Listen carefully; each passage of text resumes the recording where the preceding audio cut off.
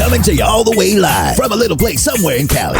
The Fighter's Voice. Hey, what's going on, everybody? It's your boy Shelly, Hollis, co-host to The Fighter's Voice. Today we got a special guest here in the 209. We got Manuel Jaimes, and he has a big fight coming up in 2 weeks. But today, man, we just in here chilling. I want to talk to everybody about what you got going on. So what's up, man? What's the future looking like for you? Yeah, so right now I got this next fight coming up next weekend, November 21st. Yeah. In Tijuana. And it's going to be for a WBC Youth World title. So it's pretty big. It's a pretty big fight for me. Okay, you said Youth World title. So explain that to everybody that don't understand. Yeah, so pretty much that's like it's up to 24 years. Yeah. So you turn pro at 18, and so in between 18 and 24 years, Okay. you can carry a Youth World title. Yeah. And so it's a WBC Youth, so that's pretty much gets you in the rankings with their top 15. And so it's like it's pretty big, yeah. Dude, what is it like? Like, you're like, I know you're used to fighting here in Cali and being at home, but like, what happens when you cross that border? Like, what's the whole atmosphere like? Well, I mean, I fought in Tijuana a couple times already, so I mean, I'm kind of used to it now. But it's still just like, it's it gets tiring, with the flying, the driving, and but I mean, I've gotten used to it. It's different over there for sure. But I mean, I think I've gotten used to it. There's a lot of always people rooting against you because you're coming from the States and stuff. But Right. with COVID and stuff, since it's been closed doors, there's no audience, nobody rooting against you, nobody rooting for you. So it's been pretty neutral. Okay, I these got last these last couple ones. So See, a lot of people are sitting there like, you'll hear it all the time, right? Because, May, September, that belongs to like all Hispanic, all Mexican fighters, right? Oh, yeah. So you always hear like Mexican style. Now, when you cross the border, is there such thing called Mexican style fighting? What's the difference between like an American Mexican fighter and then like a Mexican fighter from Mexico? I don't know. I think I try to. A lot of people say I have the Mexican style because I like to come forward, putting pressure and stuff. But I wouldn't call myself like fully Mexican style because it's kind of like I can box when I need to. Like my last couple fights, I wasn't going forward. I wasn't doing all that pressure. I was being smart. I was using my jab and stuff. And so, but yeah, there's a lot of guys down there that are just like come forward. They're trying to take your head off. Yeah. Would you rather fight here in your hometown, or is it like how's the crowd out there? When we talk about atmosphere, like what's it like being in TJ? I mean, it's close. Well, out here for sure. I would love to have fight out here instead of fighting out there. My family and friends out here, everybody's cheering me on. But out there, it's like nobody really knows me. Nobody. Okay. So it's like nobody's like. I remember when I fought there in December of last year, 2019. There were some people that were cheering for me, and it's like not a lot of people know me down there, so I was surprised that people were cheering for me. But it was mostly quiet for the most part during my fight. Just when the fight ended, and that's when it was like everybody started getting loud. Same setup, same scenario. Like you get down there, you got like a press conference, you got weigh-ins. It's like everything's the same thing. Yeah, well, we don't do like press conference and stuff. This next one we are gonna do it, but yeah, everything's the same because they don't. Well, actually, and that one that we did in December because that was pre-COVID, before COVID. So it's like, yeah, there's more media there, just people's family, like the people that live down there, their family shows up to the weigh-ins and stuff. Yeah. So there's more people there. And then these last couple ones, it's just been just fighters and their teams. So it's been pretty quiet these last couple ones. You gotta do me a favor. If you guys got any like posters out there, you gotta bring one back home. Okay. Yeah, bring one home for me. Yeah. Definitely bring some. Like, For they're sure. talking about styles. Like, who was somebody that you grew up idolizing? Like, if you say, who do you fight like? Or who are like the guys that you just watched and was like, damn, I want to fight like this guy? Okay, I wouldn't really say that I like fight like somebody. Like I try to take after somebody's game exactly. But I did like watched a lot of highlights on Juan Manuel Marquez and Finito Lopez. Right. Those guys I watched a lot, especially Finito Lopez since he was like already retired, but he retired at like 51-0, I think. Yeah. He had like a draw or two maybe, but I mean he retired undefeated. He's one of the best technical fighters ever. He was a master for sure. And then Juan Manuel Marquez, they had the same coach. They had like the same game pretty much, and he's one of the big ones too. So I loved watching those guys. Man, how do you study like with your opponent right now? Is there like footage of this guy, or are you going out there and you just don't know who you're getting in the ring with?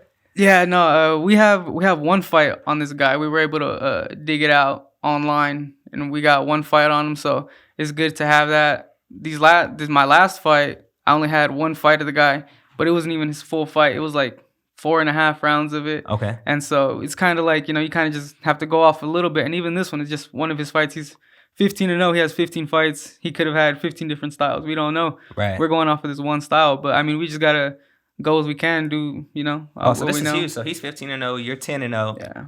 and this is a title. Yeah. Could you have thought about it any differently, going against somebody undefeated? I mean, it's better this way, I think, because Right. if I were to fight somebody maybe with a loss at this point, True. for a title or something, or you don't want anybody to say like, oh, he fought this guy. This is 15-0. This guy knows what he's doing. There's somebody's building him up. Somebody is taking care of him. That's true. I mean, with technology and stuff, so I know like it's probably hard for the entire family to go with you out there. Is there going to be like any type of streaming or anything where us at home can support you and watch it? Yeah, it's gonna be on bestinboxing.com. Okay. It'll be on bestinboxing.com. They're streaming it. Global sports streaming, I believe. Yeah. Yeah, man. So you have to They're make sure you streaming give us all that information. Try to put it on a video because, I mean, I know your fans are going to check this out. For And we sure, definitely yeah. want them to be able to see. But, man, that's a big deal. Like, you get to cross the border, come home with a belt. For hopefully, You God got willing, to. yeah. You got to, man. You know how we are in Stockton. Anybody that does good Yeah. here in Stockton, we're always rooting for you right there. For It's sure, yourself, Diaz brothers, Flores, whoever, all the NFL players that are coming out of here. You know, we're a Yeah. small town, but we got some dope-ass athletes. Oh yeah, for sure. That's one thing. So how's training going for you right now? It's pretty good. We've been training hard for it's been probably like 5 weeks now. I think it'll be 6 weeks next week. So I mean, it's been hard. We get up in the morning every day, get a 5 a.m. workout in, and then again in the afternoon. We just went down to LA this past weekend, got a couple of days of sparring down there. Okay. So we've been training hard, like we should be, like it's a title fight. Yeah, I hear a lot of guys. I was with Andy Vincent not too long ago, a couple weeks filming him, and sometimes he struggles with sparring up in Northern California. Is that a reason why you guys head down LA? Oh yeah, and you just get a lot of different looks down there. There's a lot of fighters down there, a lot of guys that are pro down there, and then up here, we got guys over here like Wade Jones, Giovanni Gonzalez that are pro. But you get used to sparring them, and you get you focus on their game plan and try to get in them, but you gotta change it up, get different looks and stuff. So it's good to go down there, get different looks. So all your fans, for people that don't know you, that just meet you, what weight class are you fighting at? Have you always been there, or have you grown over the time? Yeah, this fight will be at super featherweight, which is 130 pounds. Okay. When I debuted, I was at featherweight, 126. Right. So I jumped up one weight class. I'm not sure I'd be able to make 126 maybe, but yeah. So this one is 130. Dude, 130s. That's like where all the bangers are Oh, right that's now. stacked Yeah, right you now, guys are yeah. stacked. So in that I know you just seen. What'd you think? Okay, the last two big fights. What'd you think about the Davis fight and Santa Cruz? Oh yeah, I was surprised on that. I wanted Santa Cruz to win, Yeah. but Tank's a beast. And I mean, Have you ever fought anybody that just had bombs? Like you felt everything they threw, or are you that guy? I can't say I've fought anybody like that yet. Mm-hmm. So I hope not. But Yeah. But I don't know if I'm that guy. I like to throw a lot of punches. I don't know if they're all that heavy, but Right. yeah. Dope, man. And then did you catch the Haney fight just coming up? Actually this past weekend. Yeah. What did you think about that? Be honest. He won. He did what he had to do, but I think a lot of people are saying he could have done better. They're comparing his performance to Tank's performance. Dude, for people that don't know, you can train a whole camp. Do fighters ever just have a day off where you be like, damn, you get into the fight and you be like, man, I just don't feel like myself. Does that ever happen?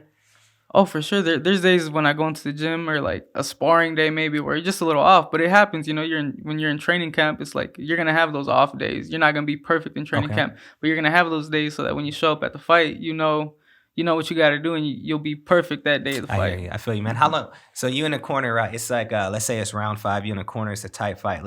How much of that are you listening to when you got your coach in the ear?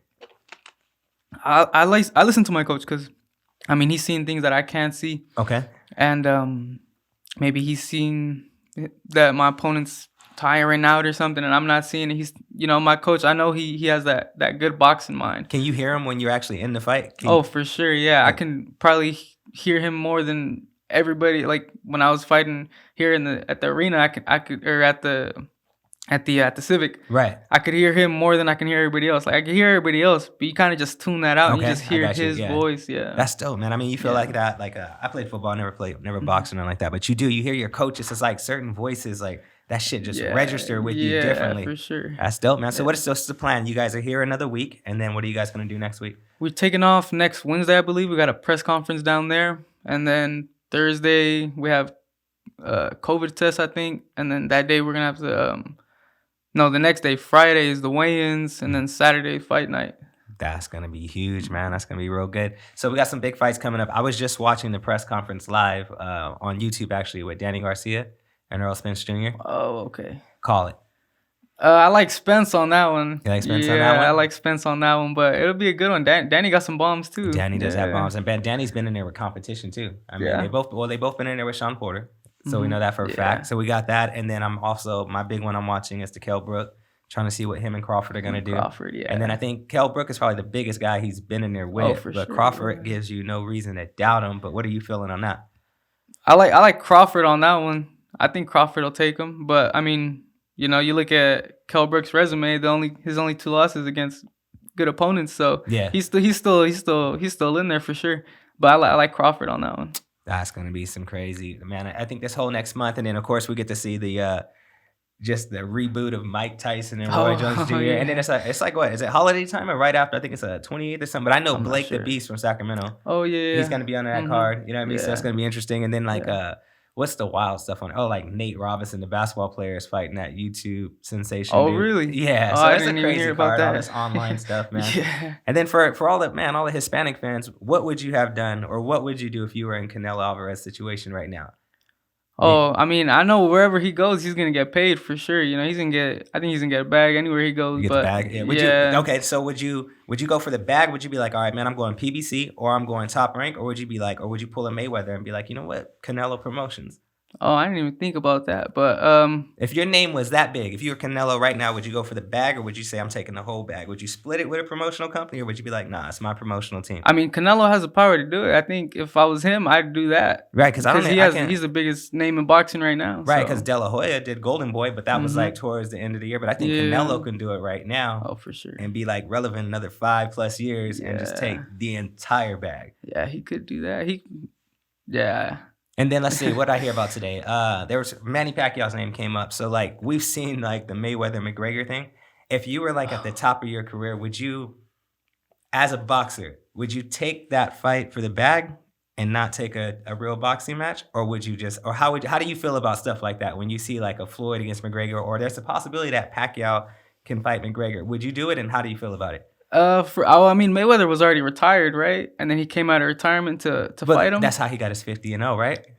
Oh, that's true. Yeah. Yeah. So what would you do right now if you're in that situation? If I was in that situation right now, I'd go for like Pacquiao. I think Pacquiao should just stick to fighting another boxer, fighting for their title. But see, that's his thing. His options right now is like Pacquiao's in a situation where it's either Earl Spence, Terrence Crawford, or he go get this bag against McGregor. I mean, like you know, for Pacquiao, I'm sure he's training. I'm sure he's staying ready for whatever, and I think he'd be better off just taking that boxing fight. Just taking that boxing fight, man. How much is it? Because boxing is a very like political sport. You have so many people involved. You know, like people. You have names and stuff. Like, how much is it where you being a fighter, can you be like, nah, I want to fight this dude, or do you just kind of gotta wait to see how things work out? Have you ever called out anybody? No, up to this point, I haven't called nobody out because, you know, I'm still getting up there. I feel like I don't have that power yet, you know, to just. And how old are you right now? I'm 20 years old right now. Yeah, you got time, man. You got a long career. So I'm only 10-0. I mean, we're fighting for a WBCU title. Maybe after this point, I don't know. We'll see what happens. Maybe. What's your amateur career? How many? I had fights? about 70 amateur fights. Okay, I remember saying. I think I made a poster for you. I'm gonna find that actually. Yeah. I made a poster for you when you guys had like a huge event at McKinley. Okay, it was like a Saturday, and it was just like a bunch of kids, and they're banging, and then you came in there and did your thing, and then everybody cheered and left, and that was like it. Yeah. You still train at the same gym, right? Yeah, still right there. Yeah, that's crazy. I remember when I first met your guy, it was like, he was like, yeah, the police department helped us with a gym, helped us with funding, got in there, and I would see a bunch of people in there boxing. So I'm about to come check you out, man. We got to get some footage for the Fighter's Voice. I know Richard was super excited. He wanted to come down here and stuff like that, but he was like, he gonna have to get you on the show again after you bring us that title. Oh, for sure. So I'd love to do that. Yeah. So who do you train with in town, man? Is there anybody specific that you work out with that really pushes you to that point? I mean, just my coach, Steve Salas. He's right there with me in the mornings. He's there with me in the afternoon. He's a good dude. He's funny too. I ran into Steve at Masaki's, man, at the sushi joint. Yeah, he's like in the gym. His spot. Yeah, you already know the gym. He's one way. Outside the gym, he wrapped his arm around. He came up to me. I was like, man, who is this dude? Because he's so poised at the gym. Then you catch him out. He's all funny. He's loose. He's having a good time. So that's cool, man. So is it just you and him traveling, or how are you guys moving this? Yeah. When we go down there, it's just me and him. He has there's a couple amateur kids that are down there. Okay. But he has another coach in there helping too, and so yeah, for the most part, it's just me and him.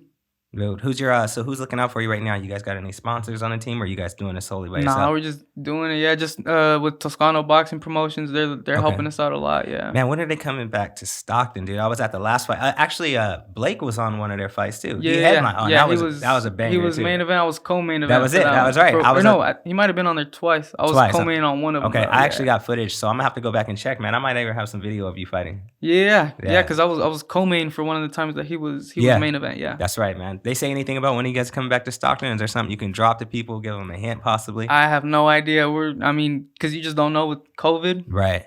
And so right now, we're just focused on this November one. Whatever they decide to do, we could announce it whenever they do. Dude, could you imagine if you're fighting for this belt in your hometown right now? You'd have that whole city filled up. Oh, for sure. Man. It's all right. We'll wait for you to defend it. We're not worried about it at all, man. So, dude, I'm excited for you. Like anything that's positive in the city, we like to highlight it. You know what I mean? That's dope. And then you're young, you got your whole career ahead of you. So I'm happy to be talking to you now, because it might be like 5 years from now, and you might be doing something in Vegas or in LA on a big stage. Right now, who's your top 3 fighters that you like? Right now, let's see. I like Lomachenko a lot. He just lost though. Okay. Now, good topic. Were you on the edge of your seat that fight, or what were you thinking? Because for me, those first 5-6 rounds, I was like, damn. I didn't know if he was trying to figure him out, because he's known for that. Yeah. But then after so long, I was like, nah, this is actually looking like dominance to me. How'd you feel during that fight? I feel like maybe Lomachenko was taking it easy those first couple rounds, trying to maybe Teofimo tire himself out, but he didn't. And Loma picked it up in those last couple rounds, but it just wasn't enough at that point. Dude, that's got to be inspiring for you too, because you're only 3 years away from 23 years old, which is Teofimo. So for you, is it damn, I can see what's possible. I can actually do that. Is that how you felt when you seen that? Oh yeah, exactly. And then when they fought, I already knew, that I had this fight coming up. And so it's this fight is getting us closer to getting that world title that, Teofimo, just a couple years from now, I could be in that position. Okay. So Teofimo, who's your other 2 fighters? Let's see. See, I'm still a Floyd fan, even though Floyd's done. Oh, yeah. Earl and Terrence for me are my new ones. Those are my top 2. Okay, third, dude, I'd have to give it to Teofimo too, because I like the way he calls stuff out, and every time he does something, he does exactly what it says, and you don't see that much with fighters. Oh, for sure. And then I heard the guys, when you walk through the studio, everybody was like, "Man, you don't talk, you're quiet." Is that really just your demeanor? You just always chill? Yeah, for the most part, yeah. Unless with my with my family and stuff, my brothers, I'll be a little more talkative and stuff, but for the most part with people, I'm just quiet. I just keep to myself. When does it get real for you? Is it as soon as your music come on and you walk out, or is it that moment where you're getting your hands wrapped? When is it when does that you turn on? When do you turn on that fighter inside of you? Yeah, once we get to the venue and I'm just sitting there just thinking about the fight, just thinking about what's gonna happen, that's when it's for me, getting my hands wrapped. I think it's when I get my hands wrapped. Yeah, that's when I get in my zone, talking, just telling myself, what I gotta do. Any particular music you listening to? What are you doing?